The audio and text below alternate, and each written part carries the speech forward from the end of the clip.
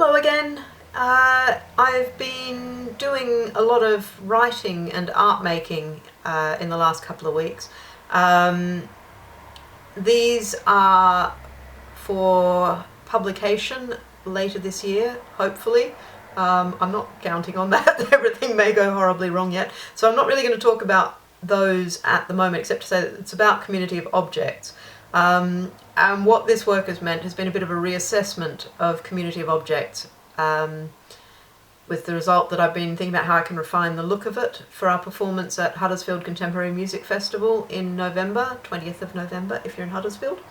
So thinking in particular about the tables and how to get them looking right, offsetting the boxes appropriately, while still maintaining the sound of a hard surface. This is harder than it possibly should be.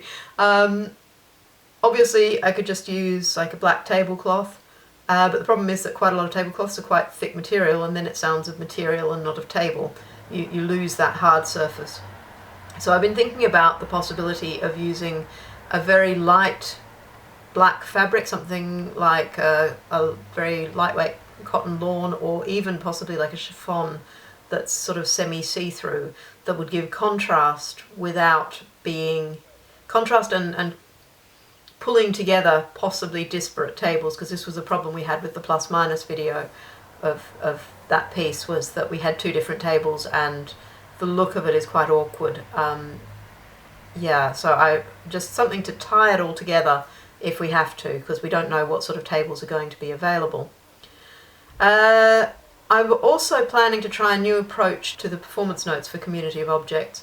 Now that Bastard Assignments is performing community of objects, and normally we perform things several times in various locations, so Huddersfield will be the second performance we've done of it. So there's questions about how it can be rehearsed when a vital part of the piece is that when you open the boxes, it's the first time you've opened the boxes, and you don't know what's in them, and you don't know what you're going to be asked to do. Now, there's a limit to my imagination for things to put in the boxes, so basically we can't just rehearse it like we would normally. We can't do it over and over again and pull out bits and redo them, simply because it would change that experience. I don't even really want the guys to be handling the paper that much, because I want them to see details in that when we come to do it for real that they shouldn't be familiar with. It's a challenge, obviously, for me, because I choose all the paper, make all the boxes, choose what goes in them, and that has its own problems. But yeah, I'm thinking I can perhaps aid the rehearsal performance through a process of, I guess you call it rehearsal through visualization.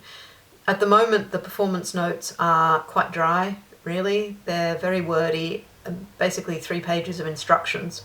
And it covers all bases, but I think it's a little hard to remember, to be honest. And because you can't have it in front of you and do the piece and get used to it, you can just read them and just have to imagine, really. So I'm thinking that the format of the performance notes should perhaps be more narratively driven, should have more pictures, basically, and to set it up so that it itself is interacting with the imagination, that suggests approaches to interacting with the boxes and to interacting with the other performers, so that it's not just trusting to each performer thinking, oh, okay, well, maybe I could share this with someone, but to, show that those kinds of interactions are allowable. Though some of the best bits of the plus minus workshop performance were the bits where they just started chatting. That was really great. So I'm thinking it'll be something more like well, here is your box. What does it smell like? What does it feel like? How does it sound when you squish the sides? That kind of thing. And just sort of give some suggestions that might make it a bit more than just open the box and take things out, which you wouldn't think would take 3 pages to describe, but yeah, obviously there's some work to be done. Apart from that, Memoir is progressing well, I think. I've started messing about with some of the field recordings I have here. and with the camera sounds that I think I put in the last video.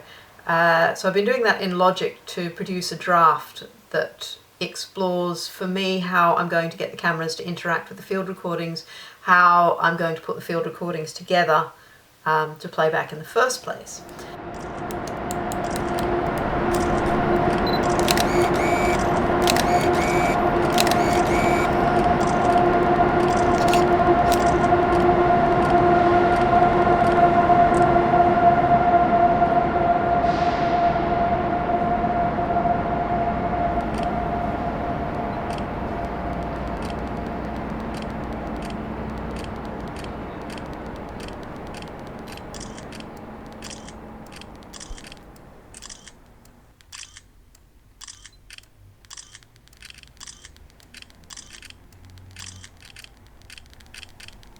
And there have been a few things come out of that have been very useful.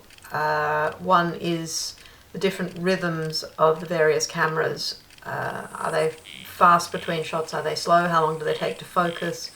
That kind of thing. And the rhythms of the field recordings, because sometimes they do have very specific rhythms which may or may not play nicely with the camera rhythms. For example, I've got a recording of frogs which I made at Armidale in Australia, which has a very, really quite a fast rhythm that doesn't really connect with some of the cameras, and it's also very quiet. And then how do I deal with what sort of cameras do I use in what sort of situations? I've also been thinking a lot about cues and how the camera sounds then relate to the field recordings. So because it's quite hard, people are going to have cameras held up to their faces and pointing in different directions, they're not going to be able to just read a normal score. So I can't really, or have timers or whatever, and it's not really going to be 100% accurate, I think, because I'm planning on having the tape part played back on a cassette player. It may run slightly fast, it may run slightly slow, so you can't really say 20 seconds in, do this, because it may not be accurate. And I think it's better to leave things a little bit more open to chance anyway, to say, okay, when you hear this crack of a stick, turn the camera on.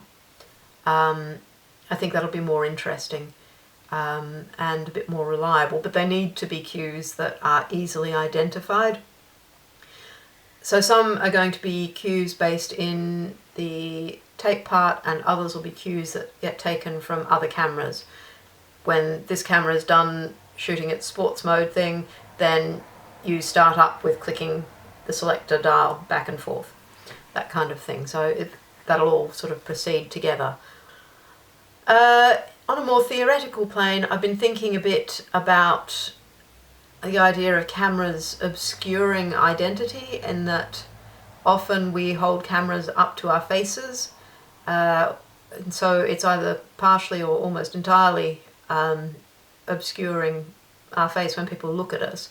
I don't know if this is a very big deal, but it's something I've been thinking about then. What is identity in the matter of taking photos? Who then are we?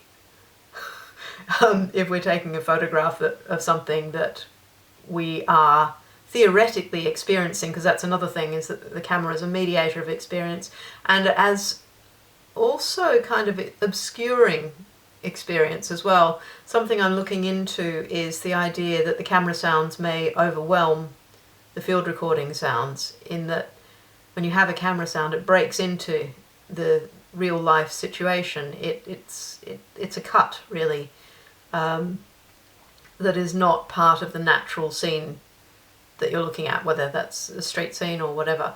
It may or may not be noticeable, certainly with quiet sounds and natural surroundings. It's really quite jarring, I find, at times. Something else I'm considering too is the conflicting arguments for and against the documentation of performance. Again, I don't know whether this is going to have any particular relevance to the piece, but it is something I should really know a bit more about, given that it's of relevance to what I'm doing. It's an interpretation that people may put on it, and I need to really think about the implications of using photography as performance as an instrument. Yeah, so that's been quite interesting so far, because I'd kind of heard about this stuff, but I hadn't really looked into it. But I've been doing some interesting reading about what then performance is, that the performance may actually be happening in the audience's head and as a dialogue between them and their memories, and extend far beyond the actual performance time. So that's about it. As always, if you've got any questions or comments, please leave them in the comments below, or give this video a like if you enjoyed it. Yeah, I'll be back in another couple of weeks. Thanks for watching. Bye!